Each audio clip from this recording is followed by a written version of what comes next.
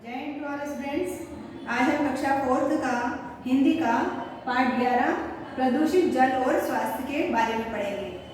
प्रदूषित जल क्या होता है, मतलब कि गंदा या खराब पानी, और उससे हमारे स्वास्थ्य पर क्या प्रभाव पड़ता है, वो हमारे लिए हानिकारक है या लाभदायक है, इसके बारे में हम आज इस पाठ में पढ़ेंगे। तो आइए बच्चों देखते हैं पाठ 11 प्रदूषित जल और स्वास्थ्य। बच्चों, आपने देखा होगा नदियों में कहीं गंदा पानी इकट्ठा हो जाता है। बाहर से जो शहरों का कारखानों का जो पानी होता है वो कहाँ नदियों में डाल दिया जाता है, जिससे क्या होता है कि वहाँ का पानी, नदियों का पानी गंदा होने लगता है। तो हमारा पाठ इसी पर आधारित है कि पानी प्रदूषित कैसे होता है और वो हमारे स्वास्थ्य के लिए कितना हानिकारक है।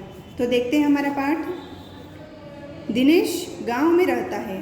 उसके गांव के समीप एक नदी बहती है।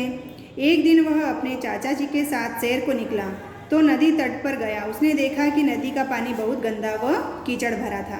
दिनेश ने चाचा जी से पूछा कि नदी का पानी तो बहुत गंदा है और कीचड़ भरा है। चाचा जी ने उसे बताया कि नदी में नगरों का प्रदूषित जल व कारखानों के रसायन बहाए जाते हैं, जिससे पानी बुरी तरह प्रदूषित हो गया है। इस नदी में अब मछलियाँ भी नहीं पाई जाती। दिनेश जल के महत्व से परिचित है और इसके प्रदूषण से चिंतित भी। वह समय मिलने पर नदी घाट पर आ जाता है और जीवनदायी जल को काले प्रदूषित रूप में देखकर विचारता है कि क्यों लोग प्राण देने वाले अमृत को विष में बदल रहे हैं। है ना। दिनेश नाम का एक लड़का है जो कहाँ रहता है, वो गांव में रहता है और उसके गांव के पास में ही एक नदी बहती है। तो वो उस नदी के पास अपने चाचा के साथ घूमने के लिए जाता है और नदी तट पर जाकर वो क्या देखता है कि नदी का पानी तो बहुत ही गंदा और कीचड़ से भरा हुआ है। दिनेश ने अपने चाचा जी से फिर इस बारे में पूछने लगता है कि ये पानी इतना गंदा और कीचड़ भरा क्यों है। तो उसके चाचा ने उसे बताया कि यहाँ पर पास के जो शहर हैं वहाँ का कारखाने का पानी, गंदा पानी, रसायन मिला हुआ पानी भी नदियों में छोड़ दिया जाता है, जिससे कि यहाँ का नदियों का जल प्रदूषित हो जाता है, गंदा और जहरीला हो जाता है, जिससे अब यहाँ पर मछलियाँ भी नहीं रहती, क्योंकि प्रदूषित जल में मछलियाँ भी मर जाती हैं। और जब दिनेश को इस बारे में पता चला तो वो ये जानकर बहुत ही चिंता करने लगा और वो हर रोज़ नदी के किनारे जाकर सोचता है कि यहाँ के लोग ऐसा क्यों करते हैं, क्योंकि पानी तो, जल तो हमारा जीवन रक्षक है, अमृत के समान है हमारे लिए। बिना जल के तो हम जीवन जी ही नहीं सकते। इसीलिए कहते हैं कि जल ही जीवन है। बिना पानी के ना ही हम रह सकते हैं और ना ही हमारे कुछ काम हो सकते हैं, क्योंकि पानी हमारी सर्वप्रथम आवश्यकता है। तो वो ये सोचकर विचारों में खो जाता है। आगे दिनेश केवल इस विषय में चिंतित ही नहीं है, वह नदी घाट को स्वच्छ बने रहने व गांव से नदी को होने वाले प्रदूषण के प्रति भी सचेत रहता है। अचानक वह देखता है कि सरबजीत अपने भैंसे लेकर दूसरे घाट से नदी में प्रवेश कर रहा है। वे नदी में लेट जाती है। दिनेश तेजी से वहाँ जाता है। जब दिनेश रोज़ वहाँ नदी पर जाता है तो वो मतलब इस चिंता में रहता है कि इस प्रदूषित नदी को कैसे साफ़ किया जाए, उसकी चिंता करने लगता है। और आसपास जो घाट है उसे भी हम कैसे अच्छे से रख सकते हैं, इसके बारे में वो चिंता करता रहता है। देखिए यहाँ पर ये नदी दे रखी है ना, और कहाँ ये कारखानों का गंदा विषैला पानी इसमें नदी में छोड़ा जा रहा है ना। चित्र के माध्यम से आप देख सकते हैं। तो जब वो वहाँ पर घाट पर बैठा रहता है दिनेश, तो वहाँ देखता है कि एक सरबजीत नाम का जो आदमी है वो अपनी भैंसे लेकर घाट पर आ जाता है और दूसरे तरफ से घाट में प्रवेश करने लगता है। और जानवरों की क्या होती है, वो मतलब पानी को गंदा करती है और मतलब वहाँ उन्हें नहलाया भी जाता है, और वही पानी फिर हम दूसरे लोग भी उसे उपयोग में लाने के लिए नदियों से ही पानी लाया जाता है ना। तो आगे देखते हैं हम। यहाँ पर दिनेश और सरबजीत नाम के एक व्यक्ति हैं, उनके बीच की बात की चर्चा यहाँ पर बताई हुई है। तो पहले देखिए कौन कहता है, दिनेश कहता है, यह क्या कर रहे हो चाचा जी, है ना। मतलब सरबजीत को वो चाचा जी गांव में इस तरह से संबोधित करते हैं बड़ों को, है ना। तो सरबजीत जो रहते हैं वो बताते हैं दिनेश को, बेटा भैंसों को बहुत गर्मी सता रही थी, सोचा नदी में नहला दूं। दिनेश: परंतु चाचा यह तो सोचो कि इससे नदी का पानी कितना गंदा हो जाएगा। सरबजीत: अरे बेटा, पानी तो बहता रहता है, भला इसमें गंदगी रुकी रहेगी क्या?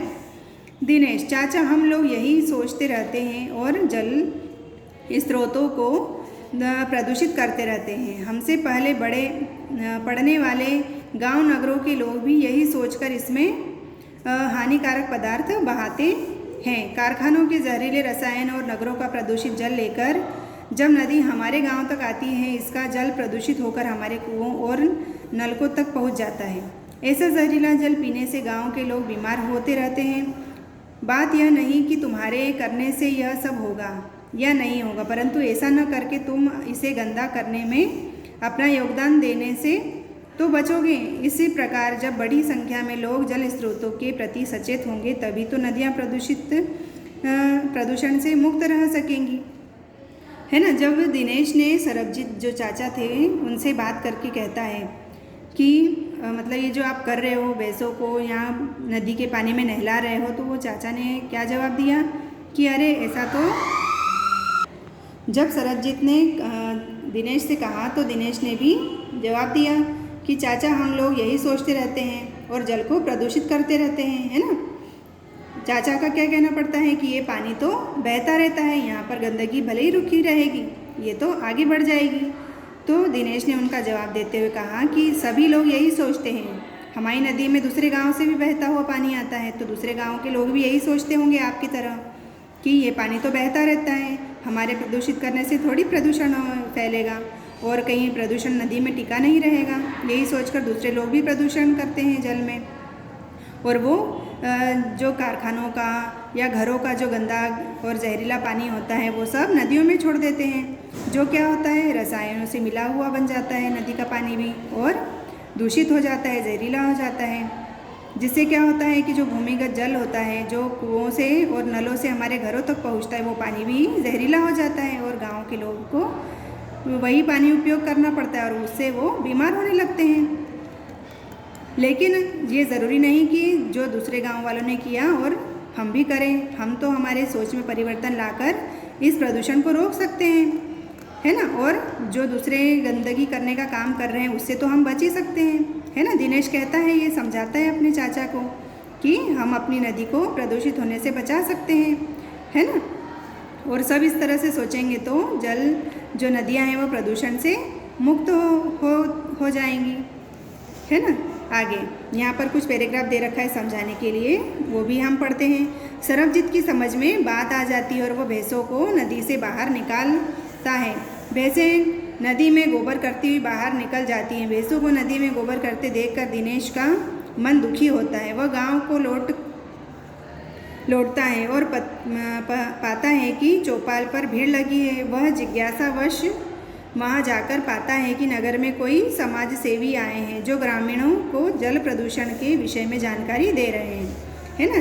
दिनेश ने जो बात समझाई वो सरबजीत चाचा को अच्छे समझ में आ गई और वो तुरंत अपनी भैंसों को नदी से बाहर निकालते हैं। लेकिन जब नदी से वो बाहर निकाल रहे थे तो गोबर कर देती हैं भैंसें, तो उससे दिनेश दुखी हो जाता है कि देखो फिर भी मतलब पानी में गंदगी कर ही दी जानवरों ने, है ना। इस बात से वो दुखी हो जाता है और जब वो अपने गांव वापस जाता है, अंदर जाता है गांव में, तो वहाँ पर समाज सेवी संस्थाएं आती हैं जो जल प्रदूषण के बारे में ही समझा रही थी। आगे जो समाज सेवी संस्था थी, अब यहाँ पर उनकी बीच की जो बातचीत है वो यहाँ पर दी हुई है, तो आप हम उसे पढ़ते हैं। पहला, समाज सेवी। इस समय संपूर्ण विश्व विभिन्न प्रकार के प्रदूषण से प्रभावित हो रहा है। आपका यह गांव भी इसमें से एक है। लोग जल प्रदूषण के प्रति बहुत बुरा व्यवहार कर रहे हैं। वे उनमें जाने अनजाने स्वयं गंदगी डालते हैं और उसके दुष्परिणामों और उसे प्रदूषित करते हैं और फिर उससे होने वाले दुष्परिणामों से बेहाल होते हैं। समाज सेवी क्या समझा रहे हैं कि संपूर्ण विश्व आज किस परेशानी से जूझ रहा है? जल प्रदूषण से। और ये सब कौन कर रहा है? गांव वाले और शहर वाले, हम सब लोग ही जल प्रदूषण करते हैं। तो जो समाज सेवी संस्था है वो उस गांव का नाम भी जल प्रदूषण की लिस्ट में आया था, इसलिए वो वहाँ पर भी आए हुए थे। तो वो समझाते हैं कि आप जाने अनजाने में जल में गंदगी डालते हैं और फिर जब उसका दुष्परिणाम होता है, वो प्रदूषित जल आप ग्रहण करते हो, यूज़ करते हो, तो उस बीमारियों से आपको ही जूझना पड़ता है ना। फिर आगे ए ग्रामीण, परंतु हम किसी प्रकार का जल प्रदूषित कर रहे हैं, हम तो केवल इसके दुष्परिणाम झेल रहे हैं। एक गांव वाला क्या कहता है कि हम तो जल प्रदूषण कर ही नहीं रहे हैं और इसके दुष्परिणामों को झेल रहे हैं। फिर समाज सेवी संस्था क्या कहती है, जो लोग थे समाज सेवी, वो ये कहते हैं, देखिए यह एक आदमी का काम नहीं होता है। जो व्यक्ति पर्यावरण के प्रति असंवेदनशील हैं वही प्रदूषण फैला रहे हैं और ऐसे लोग लाखों करोड़ों में हैं। हम लोग नदी तालाबों में नहाते हैं, कपड़े धोते हैं, पशुओं को नहलाते हैं, शवों की राख डालते हैं, घरों की सड़ी गली गंदगी डालते हैं। इससे नदियों का जल या पानी प्रदूषित होकर विषैला हो जाता है। इसके अतिरिक्त नगरों में कारखानों के दूषित जल व नगरों की समस्त गंदगी को नदियों में बहा दिया जाता है। इससे जल प्रदूषित हो जाता है ना। वो समाज सेवी जो व्यक्ति था वो क्या समझाता है गांव वालों को कि हम जाने अनजाने में ऐसे काम करते हैं जिससे कि जल प्रदूषित हो जाता है ना। हम लोग भी क्या करते हैं, नदियों में नहाते हैं या जो हमारे घरों का कपड़े धोने का पानी है ये सब नदियों में चला जाता है और गांव वाले तो सारे काम नदियों पर ही करते हैं, है ना। और गंदगी सारी कहाँ मिल जाती है, नदियों के पानी में मिल जाता है। अपने पशुओं को नहलाते हैं, वहाँ कपड़े धोते हैं और अपने घर की जो गंदगी होती है या जो भी सामान होता है वो नदियों में जाकर डाल देते हैं। और शवों को, मतलब जो लाश होती है उसे जलाने के बाद या ऐसे भी कोई शवों को नदियों में ऐसे ही विसर्जित कर देते हैं, जिससे क्या होता है कि पानी बहुत गंदा हो जाता है। तो ये सब जाने अनजाने में हम सब काम करते ही हैं, जिससे क्या होता है नदियों का पानी दूषित हो जाता है। और कारखानों का और नगरों का जो कारखानों का, फैक्ट्रियों का जो रासायनिक जो जल होता है वो भी नदियों में डाल दिया जाता है ना। तो उससे भी हमारा जल बहुत प्रदूषित होता है। आगे फिर दूसरा ग्रामीण बोलता है, क्या इस जल से लोगों को कोई हानि होती है। ग्रामीण पूछ रहा है कि ये जो विषैला है, जो गंदा पानी होता है, इससे हमें कोई परेशानी होती है, हानि होती है। तो समाज सेवी कहता है, हाँ, इस प्रदूषित जल के पीने से तरह तरह के रोग होते हैं, हैजा, पेचिस, पीलिया आदि फैलते हैं। यदि समय रहते इनमें हमने इस पर नियंत्रण नहीं पाया तो सारा संसार हाहाकार करने लगेगा। क्या मेरी बात समझ पाए आप लोग। वो समाज सेवी व्यक्ति क्या कहता है कि हाँ, प्रदूषित जल से भला कोई लाभ होता है क्या। प्रदूषित जल से तो हमेशा हानि ही होती है। उसको पीने से, उसको उपयोग करने से कई प्रकार की बीमारियाँ होती हैं, जैसे हैजा है, पेचिस है, पीलिया है। ये सारी गंदे पानी को पीने से ही बीमारियाँ होती हैं। और जब ये बीमारी ज़्यादा फैल जाएगी तो पूरा समाज या पूरा संसार इससे प्रभावित होगा, है ना। आगे अनेक ग्रामीण, फिर बहुत सारे ग्रामीण या गांव वाले एक साथ उठकर बोलते हैं, हाथ उठाकर आपकी बात हमारी समझ में आ गई। वो गांव वाले समाज सेवी से क्या कहते हैं कि आपकी बात हमारी समझ में आ गई है। आज हम लोग संकल्प लेते हैं कि जल स्रोतों को प्रदूषित होने से बचाएंगे। वो संकल्प लेते हैं सभी मिलकर एक साथ खड़े होकर, हाथ उठाकर, कि आज से हम जल प्रदूषित नहीं करेंगे और घर के कूड़े कचरे को नदियों के जल में, स्रोतों में नहीं डालेंगे, है ना। ये सब गांव वाले मिलकर संकल्प लेते हैं कि आज से हम हमारे जो नदी का पानी है इसे गंदा नहीं करेंगे और इसमें कूड़ा कचरा नहीं डालेंगे, अपने पशुओं को नहीं नहलाएंगे और इसे साफ सफाई का पूरा ध्यान रखेंगे। ये सब संकल्प लेते हैं गांव वाले। फिर समाज सेवी क्या कहता है आगे, बहुत अच्छा, वो खुश हो जाता है गांव वालों की ये बात सुनकर। आगे, यदि इसी प्रकार संसार के सभी लोग संकल्प कर ले तो जल प्रदूषण की समस्या ही नहीं रहेगी और सभी स्वस्थ जीवन जी सकेंगे। तो हम सबको ये पता होना चाहिए कि जल ही हमारे लिए बहुत ज़रूरी है। बिना जल के हम जीवन की कल्पना नहीं कर सकते हैं। तो जल अगर शुद्ध रहेगा, अच्छा रहेगा हमारे आसपास का जल, तो हम भी कम बीमार पड़ेंगे, है ना। तो हमें भी हमारे घर के आसपास जो अगर जल स्रोत हों तो उनके साफ़ सफाई का हमें ध्यान रखना चाहिए और हमारे जो आसपास का वातावरण है उसे भी साफ़ सुथरा रखना चाहिए, जिससे कि जल प्रदूषण कम से कम हो, है ना। तो आप इस वीडियो को अच्छे से देखिए, समझिए और इस पार्ट को पढ़िए, है ना। और इसका PDF मैं आपको अच्छे से भेज दूँगी, आप उसे अपनी CW कॉपी में कंप्लीट कर लीजिएगा, है ना। आज के लिए इतना ही। जय हिंद।